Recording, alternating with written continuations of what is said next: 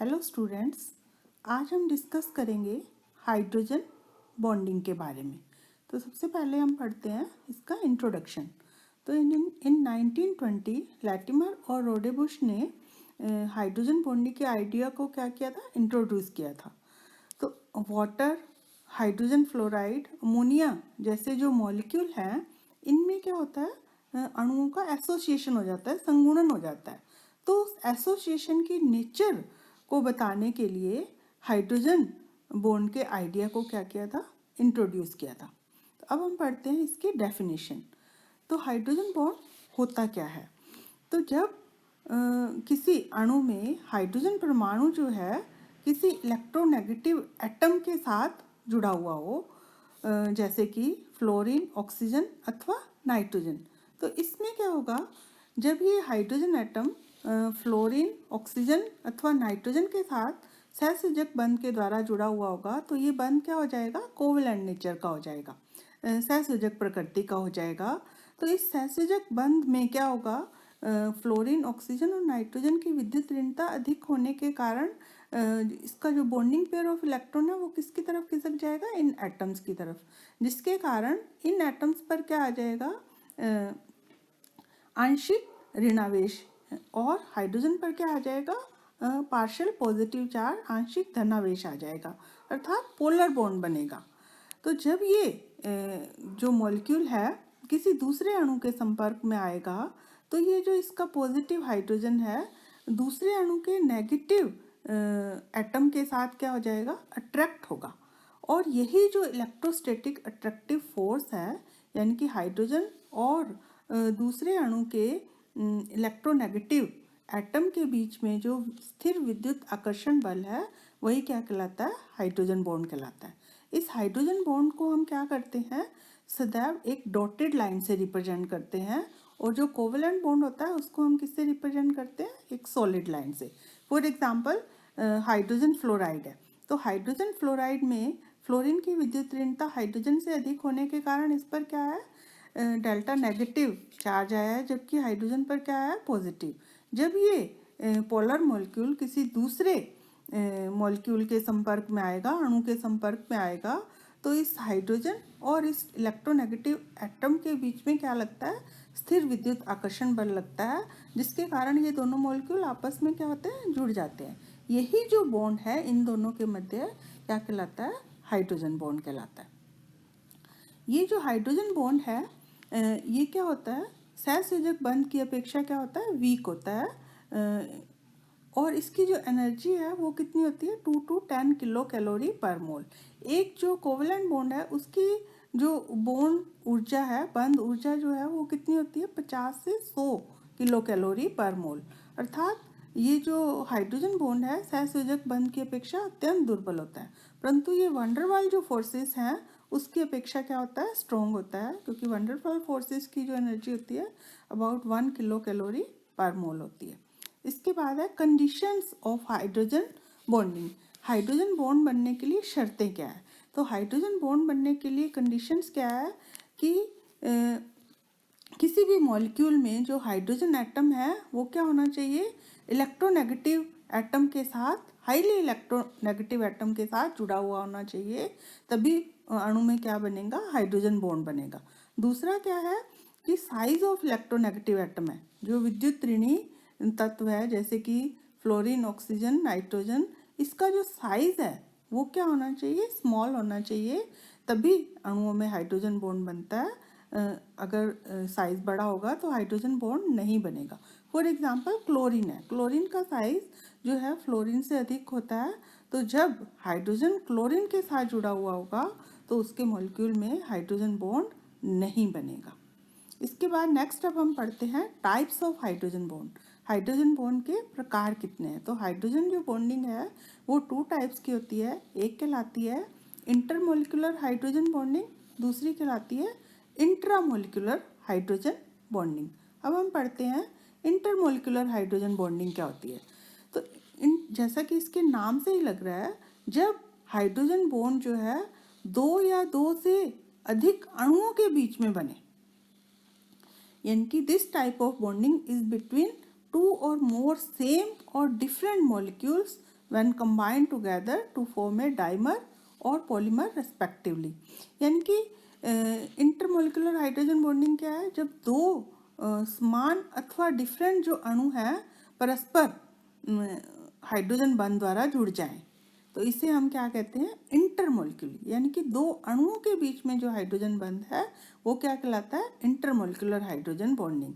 इस intermolecular hydrogen bonding के कारण जो अणु है वो क्या हो जाते हैं, परस्पर एसोसिएट हो जाते हैं। यदि दो अणु आपस में जुड़ते हैं तो ये डाइमर बनाएंगे।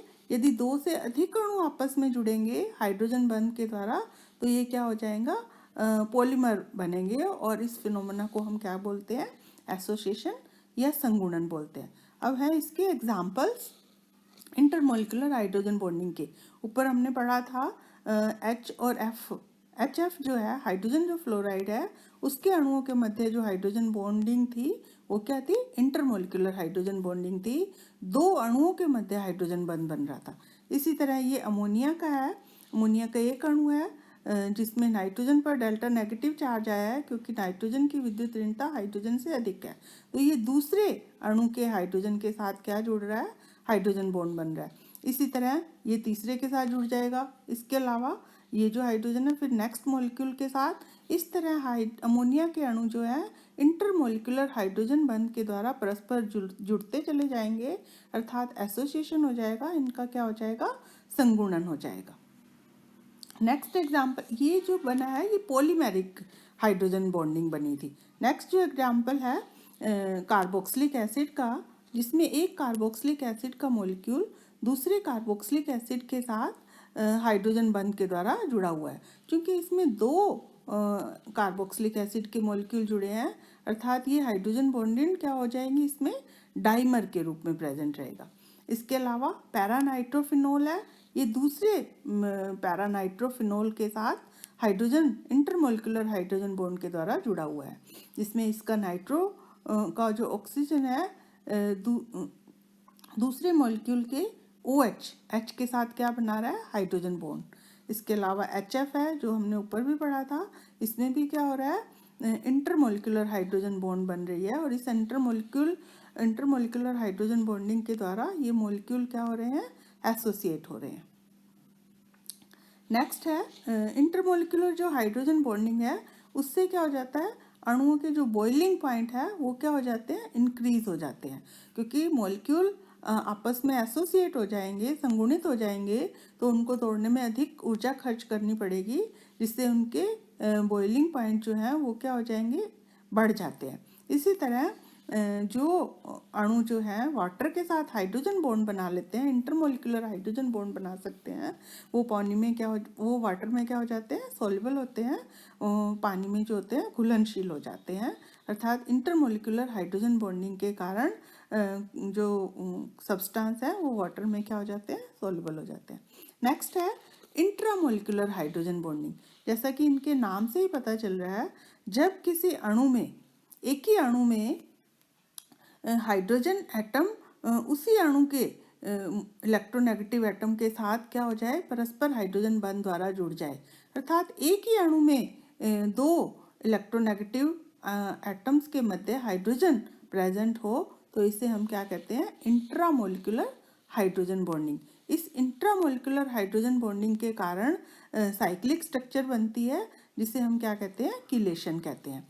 तो इस हाइड्रोजन बॉन्डिंग के कारण जो चक्रीय संरचना बनेगी, साइक्लाइजेशन होगा, वो क्या होगा, 6 और 5 मेंबर रिंग बनेगी इस हाइड्रोजन बॉन्डिंग के कारण। ये जो इंट्रामोलिकुलर हाइड्रोजन बॉन्डिंग है जनरली किस में पाई जाती है, ऑर्गेनिक कंपाउंड्स में। अब है इसके एग्जांपल, इंट्रामोलिकुलर हाइड्रोजन बॉन्डिंग के मोस्ट कॉमन एग्जांपल है ऑर्थोनाइट्रोफिनोल।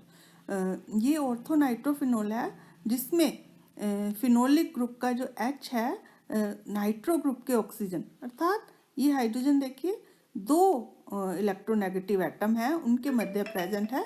इस तरह से ये क्या बन रहा है, हाइड्रोजन बॉन्ड बन रहा है। यानी कि एक ही अणु में हाइड्रोजन एटम जो है दो इलेक्ट्रोनेगेटिव एटम के बीच में स्थित हो, तो इसे हम क्या कहते हैं, इंट्रामोलिकुलर हाइड्रोजन बॉन्डिंग। दूसरा एग्जाम्पल है सैलिसिलिक एल्डिहाइड का। इसमें भी क्या है, एल्डिहाइड ग्रुप का ऑक्सीजन जो है फिनोलिक ग्रुप के OH ग्रुप के साथ किसके द्वारा जुड़ा हुआ है, हाइड्रोजन। तो ये भी एक ही अणु में क्या है, हाइड्रोजन बॉन्ड है। इसी तरह नेक्स्ट एग्जांपल है सैलिसिलेट आयन का, जिसमें क्या है इंट्रामोलिकुलर हाइड्रोजन बॉन्डिंग जो है वो क्या है, प्रेजेंट है। इस टाइप की जो hydrogen, this type of hydrogen bonding decrease the boiling point of compound, और इसकी सॉल्युबिलिटी भी वाटर में क्या हो जाती है, डिक्रीज होती है। तो जब किसी अणु में इंट्रामोलिकुलर हाइड्रोजन बंधन होता है तो उसकी जो बॉइलिंग पॉइंट है वो क्या हो जाता है, कम हो जाता है, क्योंकि अणुओं का एसोसिएशन नहीं होगा। एसोसिएशन नहीं होगा तो उसका बॉइलिंग पॉइंट जो है वो क्या हो जाएगा, डिक्रीज हो जाएगा। इसी तरह वो अपने अणु में एक ही परमाणु अपने एक ही अणु में अपने ही दूसरे परमाणु के साथ क्या बना रहा है, हाइड्रोजन बॉन्ड बना रहा है, तो उसकी वाटर में सोल्युबिलिटी भी क्या हो जाएगी, कम हो जाएगी। For example ortho hydroxy benzoic acid जो है, ऑर्थो हाइड्रोक्सी जो बेंजोइक एसिड है, इसकी जो एसिडिटी होती है पैरा की अपेक्षा क्या होती है, बहुत अधिक होती है, क्योंकि जब इसमें से एक H बाहर निकलेगा तो एक H जो कार्बोक्सिलिक अम्ल का बाहर निकलेगा तो कार्बोक्सिलेट आयन बनेगा। तो इस कार्बोक्सिलेट आयन में क्या हो जाता है, इस H के साथ इंट्रामोलिकुलर हाइड्रोजन बॉन्डिंग हो जाती है। तो इस इंट्रामोलिकुलर हाइड्रोजन बॉन्डिंग के कारण ये क्या हो जाता है, स्टेबलाइज हो जाता है, इसलिए इसका जो स्ट्रेंथ है वो क्या हो जाएगी, इसकी अपेक्षा अधिक हो जाएगी। पैरा में ऐसा नहीं हो पाएगा, जबकि ऑर्थो में क्या हो जाता है, इस तरह से हो जाता है। तो स्टेबलाइजेशन हो जाता है सैलिसिलेट आयन का, जिसके कारण इसकी एसिडिटी जो है वो क्या हो जाती है, इंक्रीज हो जाती है। ये तो था हाइड्रोजन बॉन्डिंग, उसकी डेफिनेशन, उसके टाइप्स।